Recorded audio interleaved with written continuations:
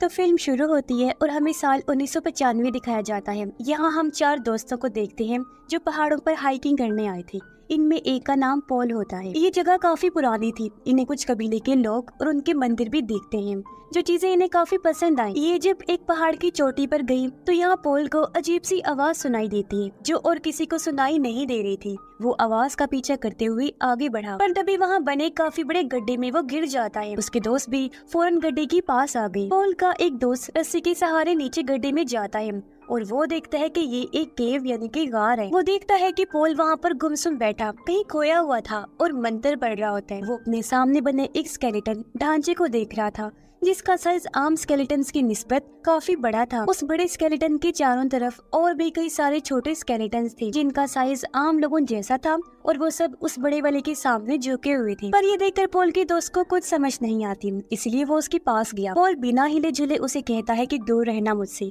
अगर तुमने मुझे छुआ तो तुम लोग मारे जाओगे। पर उसका दोस्त इस बात को नजरअंदाज करके पॉल को अपने कंधे पर उठाकर बाहर ले आते हैं। इन्हें सामने एक लकड़ी का बना हुआ घर दिखाई दिया, जिसके अंदर ये पॉल को ले आते हैं। यहाँ बर्फ पड़ना शुरू हो गई थी, यानी कि ये चारों लोग अब यहाँ से नहीं निकल सकते थे। अब पॉल के पास अपनी एक दोस्त को छोड़ के 2 दोस्त बाहर जाते हैं खाने का इंतजाम करने के लिए। पॉल अभी भी अपने होश में नहीं था। पॉल की दोस्त देखती है कि उसने हाथ में म्यूजिक बजाने वाला इंस्ट्रूमेंट पकड़ा हुआ है, जिसे उसकी दोस्त लेकर बजाने लगती है। कुछ देर बाद जब वो बाहर आई तो उसे बर्फ में अजीब सा काला साया दिखाई देता है, जो उसकी तरफ ही बढ़ रहा था। उसकी दोस्त अपनी जान बचाने के लिए वापस घर के अंदर आ गई और दरवाजे को बंद कर देती है। वो साया इनके घर तक आकर दरवाजे पर दस्तक भी करता है, जिससे वो काफी डर जाती है, मगर कुछ देर बाद वो चला गया। अब जब इनके दोस्त आए तो पॉल की वो दोस्त इन्हें बता देती है कि मैंने बाहर किसी डरावने साये को देखा। पर दोनों कहते हैं कि बाहर तो कोई भी नहीं है, लेकिन वो अभी भी काफी डरी और बौखलाई हुई थी। अब ऐसे यहाँ इनका दूसरा दिन हो जाता है।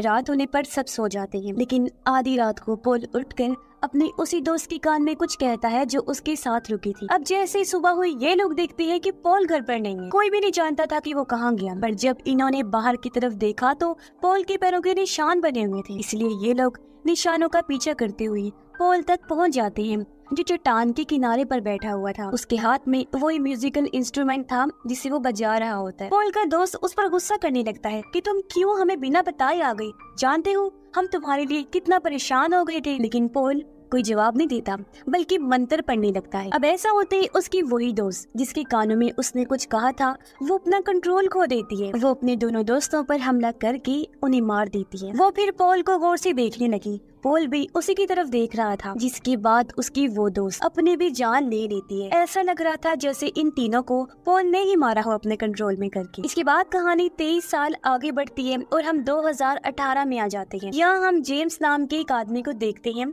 जिसकी वाइफ और बेटे की कार एक्सीडेंट में हाल ही में मौत हो गई, जिस वजह से वो अकेला पड़ गया था। वो एक सिक्योरिटी शॉप को चलाता है और अपनी फैमिली को बहुत याद करता है, उनके गम से नहीं उभर रहा होता। अब जेम्स एक होटल में जाता है, जहाँ वो अपनी बर्थडे का कूपन दिखाता है। अब हालांकि आज उसकी बर्थडे भी नहीं थी, कूपन पर 3 दिन पहले की डेट लिखी हुई थी, लेकिन फिर भी होटल वाले उसका कूपन कबूल करके उसे मुफ्त में खाना देते हैं। इसके बाद जेम्स जब घर आया तो उसके दोस्त की बेटी, जिसका नाम अमेंडा था, वो उससे मिलने आती। दोनों एक दूसरे से अपना गम बांटते हैं, क्योंकि आज ही के दिन अमेंडा के डैड और जेम्स की वाइफ और बेटे की मौत हुई थी। अमेंडा की मॉम को भी जेम्स जानता है और अब अमेंडा जेम्स को ही अपने डैड की जगह समझती है। वो पॉल को कहती है कि अपने डैड की मौत के बाद मैं पूरी तरह से टूट गई, लेकिन फिर मुझे समझ आ गई कि ये पूरी दुनिया सिर्फ एक ख्याल है, ये हकीकत में नहीं है। सच्चाई सिर्फ हमारी सोच में होती है। जिस बारे में हम बहुत ज्यादा सोचते हैं ना, अपना पूरा ध्यान लगाते हैं, वही चीज हकीकत में हमारे साथ हो जाती है। जो कहने के बाद अमेंडा वहाँ से चली जाती है। अगली सुबह हम अमेंडा की मॉम को देखते हैं। वो जब उसके कमरे में जाती है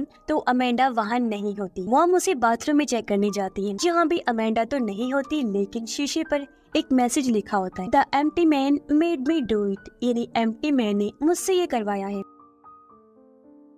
पर अमेंडा की मॉम को इसकी जरा भी समझ नहीं आती, इसलिए वो यहाँ जेम्स और पुलिस को बुला लेती है। तब जेम्स इस पर छानबीन करने लगता है। उसे अमेंडा के कमरे से एक इंस्टीट्यूट का पम्फलेट मिलता है, जिसके पीछे टुल्पा लिखा हुआ था। इसलिए अगले दिन वो स्कूल में जाकर अमेंडा की दोस्त से मिला। अमेंडा की दोस्त जब जेम्स की कार में बैठी होती है तो तभी उसे वहाँ एक साया दिखाई देता है, जिसे देखकर वो काफी डर जाती है। फिर वो बताने लगती है कि 2 दिन पहले हम सारे दोस्त अमेंडा के साथ एक पुल पर गए, जहाँ हमें अमेंडा ने एम्प्टी मैन के बारे में बताया था और कहा था कि वो यहाँ का काफी पुराना लेजेंड है। मतलब वो हकीकत में नहीं रहता, बस लोगों के ख्यालों में, उनकी सोच में रहते हैं, और जो लोग उस पर यकीन रखते हैं, ख्यालों में उसे देखते हैं, तो वो किसी जरिए से उनसे बात भी करता है। एम्प्टी मैन को मानने वाले उसकी पूजा भी करते हैं और वो उनके हिसाब से उनकी ख्वाहिशें भी पूरी करता है और वो लोग उस पर पूरी तरह से यकीन रखते हैं। आगे उसकी दोस्त बताती है कि अमेंडा ने ये भी कहा था कि शाम के टाइम अगर तुम पुल पर पड़े किसी खाली बोतल में फूंक मारोगी,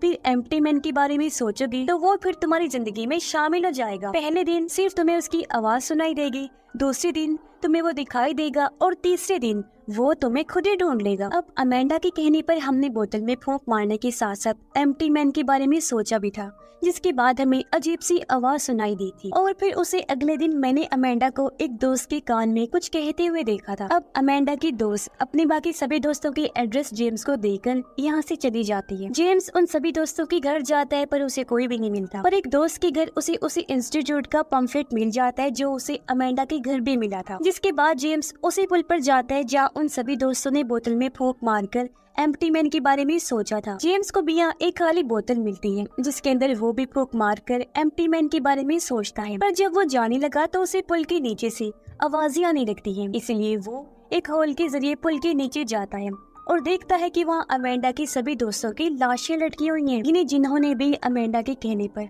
बोतल वाला वो सब कुछ किया था, वो सब मारे जा चुके। साथ ही यहाँ वही मैसेज भी लिखा हुआ था जो अमेंडा के वॉशरूम के शीशे पर लिखा था, यानी the empty man made window. अब जेम्स को कुछ भी समझ नहीं आती और वो इस बारे में पुलिस को बता देता है। अब अमेंडा की वो दोस्त जिसने सारी बात जेम्स को बताई थी, उसकी भी अचानक मौत हो जाती है और उन सब को देखने से यही लग रहा था जैसे उन्होंने खुद अपनी जान ली है, पर जेम्स को ऐसा नहीं लगता। इसलिए वो इस चीज की इन्वेस्टिगेशन करता है। वो इंटरनेट पर उसी इंस्टीट्यूट और टुल्पा के बारे में सर्च करता है। उसे पता चलता है कि वो इंस्टीट्यूट असल में एक ऐसे ऑर्गेनाइजेशन है जो किसी ग्रुप का हिस्सा है, यानी वो एक कल्ट है और उन लोगों का मानना है कि किसी के भी बारे में ध्यान लगाने सोचने पर उस चीज को हकीकत में लाया जा सकता है। अब ये सब पढ़ने के बाद जेम्स उसी इंस्टीट्यूट में जाता है जहाँ उसे एक फॉर्म दिया जाता है फिल करने के लिए, जो यहाँ आए हर इंसान को फिल करना पड़ता है, पर जेम्स वो फिल नहीं करता और आगे बढ़ जाता है। उसे इंस्टीट्यूट का हेड दिखाई देता है जो लोगों को स्पीच दे रहा था और उसकी बातें हूबहू वैसे ही थी जैसी अमेंडा ने जेम्स से कही थी, जिसके आखिर में वो कहता है कि ये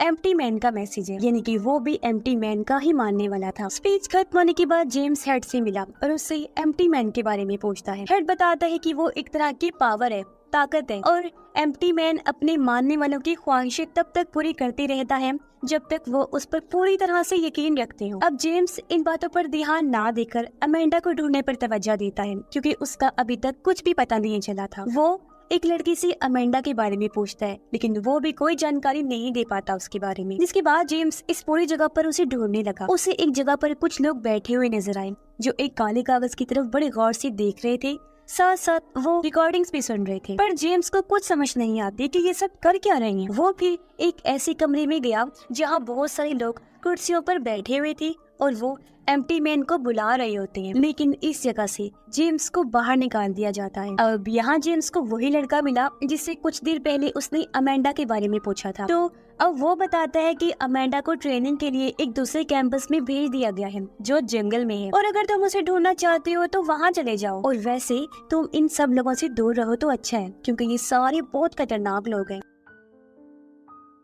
अब जेम्स को कैसे भी करके अपनी दोस्त की बेटी अमेंडा को ढूंढना था, इसलिए वो उसी जंगल में चला जाता है। उसे एक कैबिन मिलता है जिसके अंदर जाने पर बहुत सारी फाइल्स पड़ी हुई थी। उन्हीं में से एक फाइल अमेंडा और जेम्स की भी थी, लेकिन जेम्स की फाइल पूरी तरह से खाली होती है। जेम्स एक दूसरे कमरे में गया जहाँ बहुत सारे वीडियो कैसेट्स पड़े हुए थे। उनमें से एक को प्ले करके जेम्स देखने लगता है जहाँ एक आदमी पर कुछ लोग अजीब तरह का एक्सपेरिमेंट तजुर्बा कर रहे थे, जिसके बाद उस पर जादू भी किया जाता है। ऐसा लग रहा था जैसे उस आदमी के अंदर ये किसी को लाना चाह रहे हैं, और फिर अगले ही पल उस आदमी के अंदर वो आ भी जाता है। अब देखते ही देखते रात हो गई।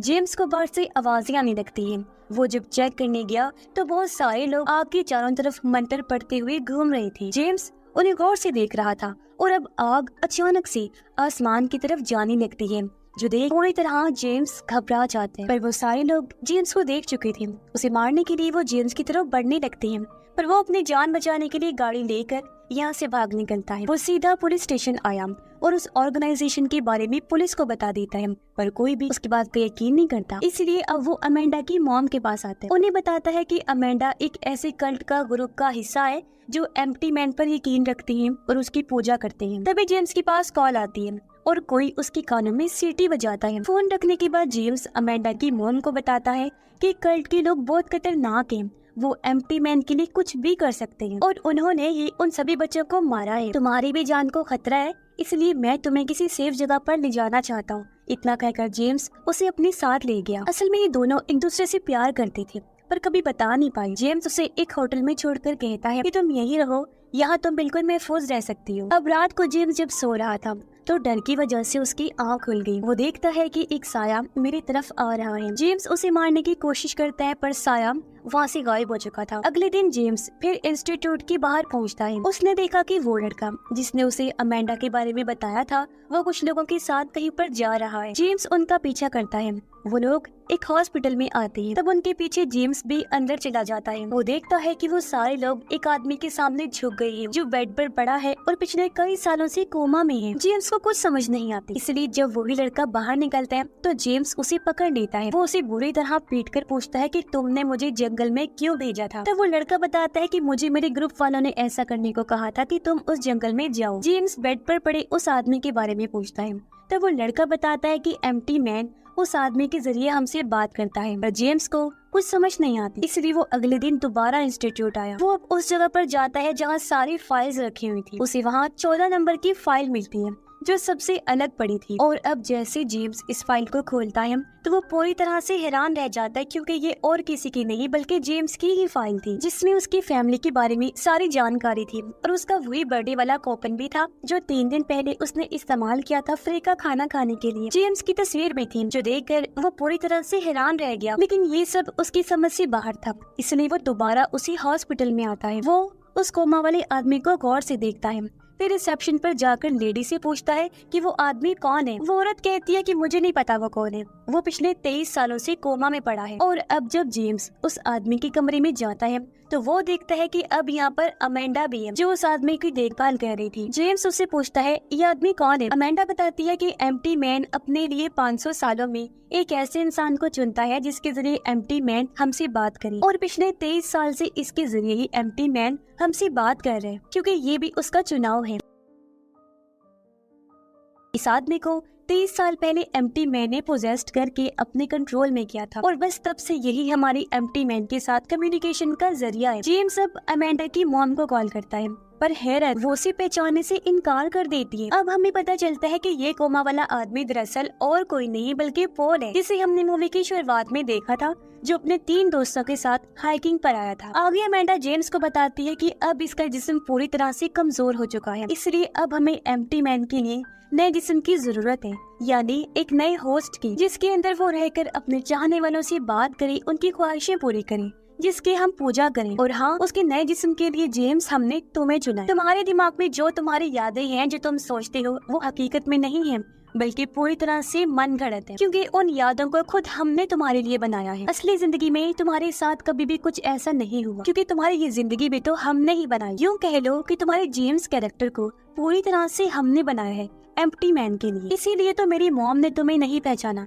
क्योंकि वो तुम्हें जानती ही नहीं, कभी उसके साथ तुम्हारा टाइम नहीं गुजरा। और जो तुम सोचते थे कि मेरी मॉम और तुम एक दूसरे से प्यार करती हो, वो याद भी मैंने ही तुम्हारे दिमाग में बनाई थी, क्योंकि एम्प्टी मैन का जो नया होस्ट हो, उसके अंदर इस तरह के जज्बात, साथ साथ खौफ और शर्मिंदगी, एहसास, ऐसी चीजें होना बहुत जरूरी है, क्योंकि वही जिस्म एम्प्टी मैन के लिए बिल्कुल परफेक्ट रहते हैं, जिसमें एम्प्टी मैन समा सकता है, क्योंकि ये जज्बात उस इंसान को मजबूत बनाते हैं, इसलिए वो इंसान एम्प्टी मैन को सह पाता है। और इस तरह के जिस्म को ही टुल्पा कहते हैं। और अब से तुम हमारे नए टुल्पा हो। और अब जेम्स तड़पने लगता है, उसका दिमाग पूरी तरह से उस जगह पर चला जाता है जहाँ आज से 23 साल पहले पॉल उस स्केलेटन के सामने बैठा हुआ था। और अब देखते ही देखते एम्प्टी मैन जेम्स को भी पोजेस्ट करके पूरी तरह उसके अंदर चला जाता है और उसे अपने कंट्रोल में कर लेता है, पर इस वजह से जेम्स बेहोश हो जाता है। होश आने पर वो अपने घर चला जाता है, जहाँ उसे पूरी तरह से यकीन हो गया था कि अब मैं सच में इंसान नहीं रहा बल्कि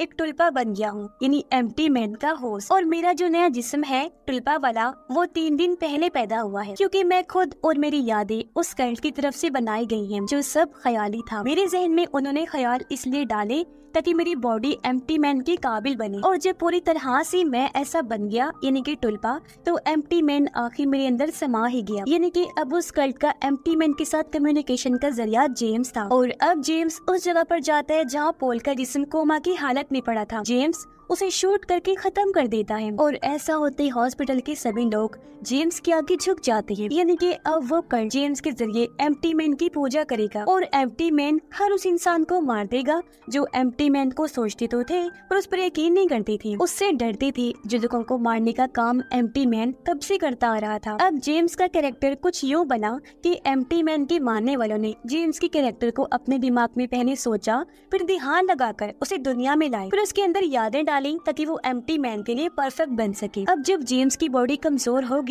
तो होस्ट के लिए ये फिर से किसी को अपने दिमाग में क्रिएट करेंगे और उसे दुनिया में लाकर एम्प्टी मैन के साथ कम्युनिकेशन का जरिया उसे बनाएंगे, और उनका ये सफर हमेशा ऐसा ही चलता रहेगा। और इसी के साथ ये फिल्म भी इधर ही खत्म हो जाती है।